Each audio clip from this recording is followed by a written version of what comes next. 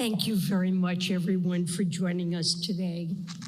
Since January of last year, the Biden-Harris administration has made racial equity a centerpiece of our economic agenda. Advancing racial equity is not just a moral priority, it is also vital to our economic success. Led by President Biden and Vice President Harris, our efforts to build a fairer economy began with our economic recovery. We know that communities of color were hit hardest by the pandemic, and reaching and supporting these communities is a core priority in our implementation of the American Rescue Plan. 2.5 years into the pandemic, data indicates that our recovery has been historically equitable, with record drops in the unemployment rate for many communities of color. But it's not enough to help families simply recover. Together, we're also building a stronger and more inclusive post-pandemic economy. Investing in disadvantaged communities has far-reaching effects beyond the communities themselves. It can offer high returns on investment and boost economic growth.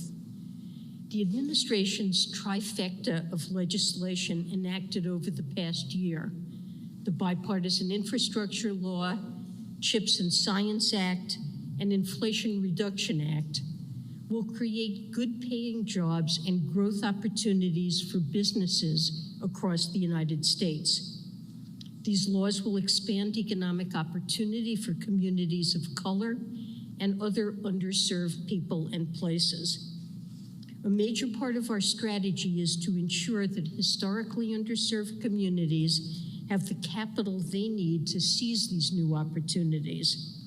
And just this month, we announced the Treasury has made over $8 billion of investments from the Emergency Capital Investment Program in more than 160 community financial institutions across the country.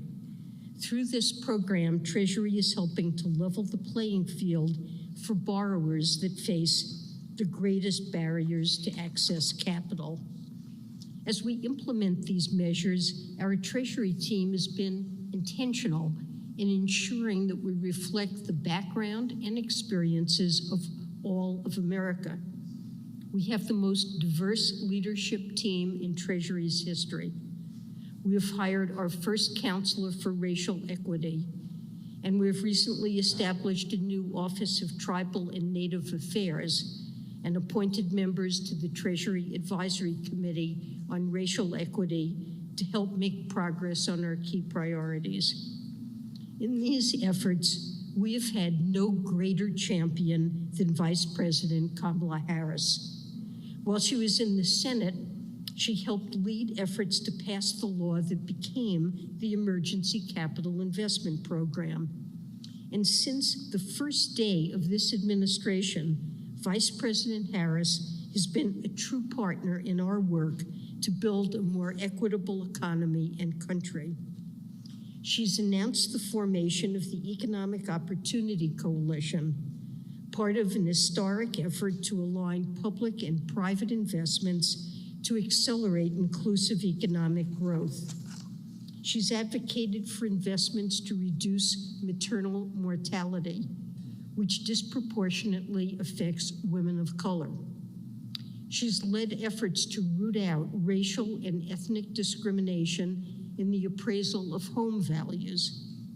And more broadly, she has spearheaded the administration's coordinated approach to racial equity, ensuring that it is the cornerstone of everything we do. So with that, I'm proud to welcome to Treasury the Vice President of the United States, Kamala Harris.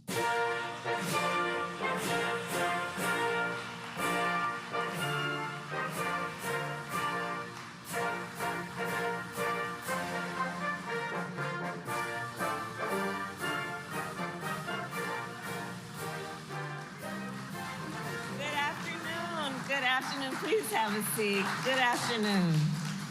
And to our incredible Secretary, Janet Yellen, thank you for welcoming us, thank you for hosting us, and thank you for your partnership.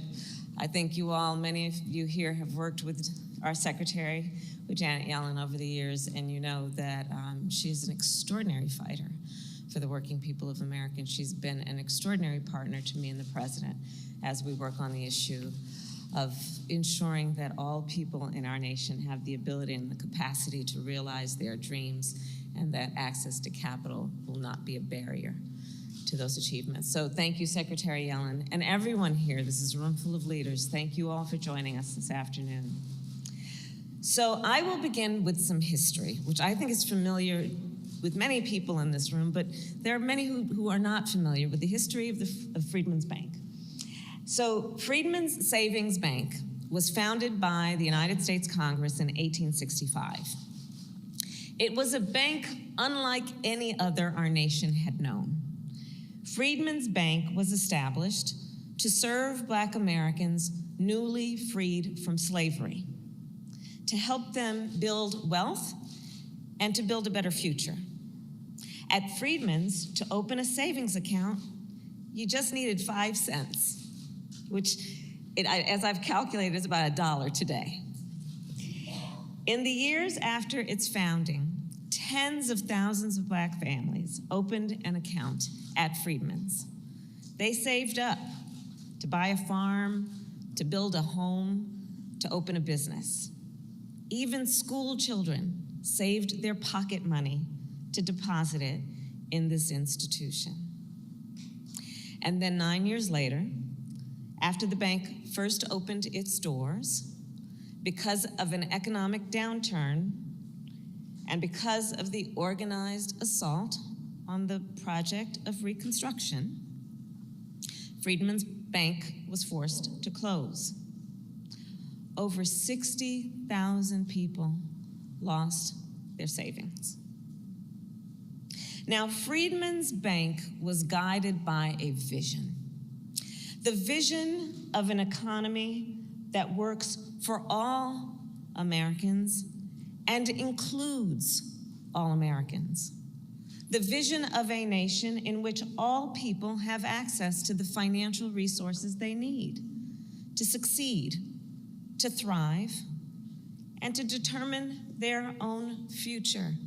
Truly at the heart of that bank was the concept of self-determination. Over a century and a half later, in communities across our nation, that vision remains unrealized. Consider, today, Black entrepreneurs are 3 times more likely to report that they did not apply for a loan for fear of being turned away by a bank, often anecdotally because they heard about that experience from friends and relatives. Today, Black and Latino homeowners are rejected by traditional financial institutions at a higher rate when applying for home loans. And this is the case even when they have credit profiles similar to other applicants. Today, many immigrant business owners, including some Asian American business owners, face language barriers that limit their ability to access capital and banking services. And people who live in rural areas, including many Native Americans, often lack access to traditional financial services of any kind.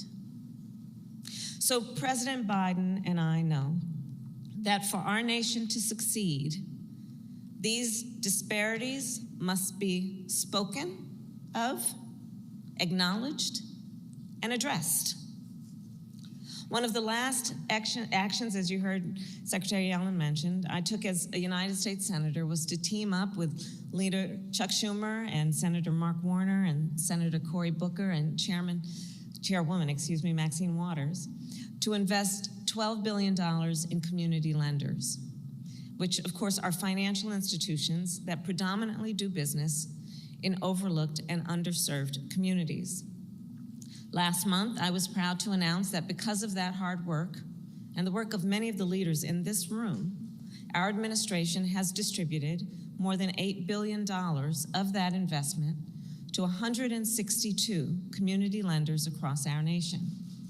That is $8 billion on the ground in communities across our nation right now.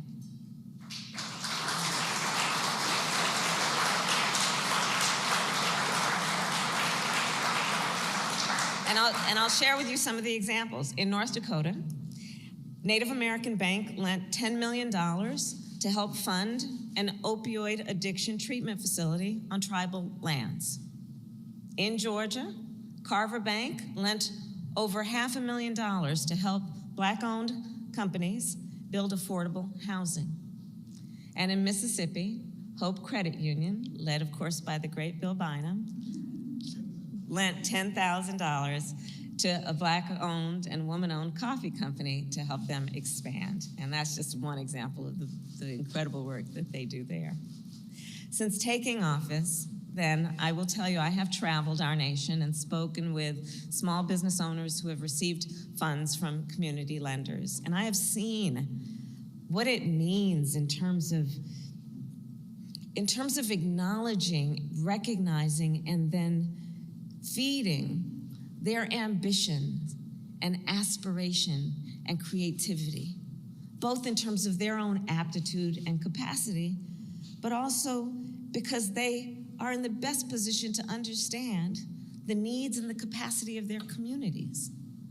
And I've seen how they use that capital to hire people from the community, to open a new storefront on the main street, how they buy inventory from local businesses. The whole community benefits in one way or another, economically, not to mention psychically, from their presence.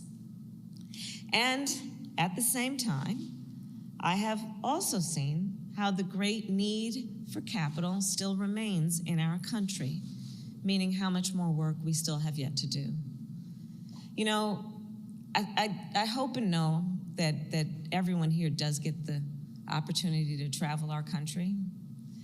And from my travels, I will share with you, there are so many people in our country that have incredible dreams, fueled by their ambition, fueled by their aspiration, fueled by seeing what is possible, and then going for it. But far too many still lack the resources and the support to make those dreams a reality. And what ends up happening then is these entrepreneurs cannot access capital to start a business. We're talking about families who then cannot access the capital they need to buy a home, students who cannot access capital to get an education because they live in an underserved community, and because often they also do not have the benefit of intergenerational wealth. We need to address this because, again, there is a complete disconnect between their inability to grow and the fact that they are so talented and desirous of doing just that. So let's deal with that disconnect, which we also refer to as disparities, because we see that people in our country are having an experience that is not equal. And that's why we talk about equity, because we recognize not everybody starts out on the same base. They don't start out in the same place, even though they have the same God-given capacity. So when we talk about the work we are doing here together, it is recognizing that and being guided by this principle of what we must do in the spirit and in the interest of equity. And to do this, one of the aspects of the success we have seen so far is the benefit and the incredible power of public-private partnership. The public and the private sector joining together. And what we have been doing and must do more is to combine the expertise and the experience of the private sector with the reach and the scale that only the government can provide. And together, that is what we have done so far, which has resulted in the success we have seen. As Secretary Yellen mentioned, earlier this year, we launched the Economic Opportunity Coalition. This coalition consists of over 20 private sector organizations. It includes technology companies, philanthropies, and some of the largest consumer banks and investment firms. And together, these private sector leaders have committed tens of billions of dollars to promote and then provide capital to community lenders, to support entrepreneurship and minority-owned businesses, and to expand access to financial services, and to create and protect affordable housing. And today, this coalition has committed more than $1 billion to community banks serving minority and rural communities. So all of our work thus far, we still have more to do, all of our work thus far, I believe, comes down to this. America is a nation driven by the ambition and aspiration of her people. And so let us continue to fight to make sure all people have a chance to realize their dreams and to determine their own future. Because when we do, we not only advance economic justice, we strengthen our economy as a whole, creating prosperity and opportunity for all. Together, we here know we have the ability and the responsibility and the duty, dare I say, to realize the vision of Freedman's Bank. And that is what we have gathered here to do. So thank you all so very much for your vision, for your commitment, and your work. Thank you. Thank you.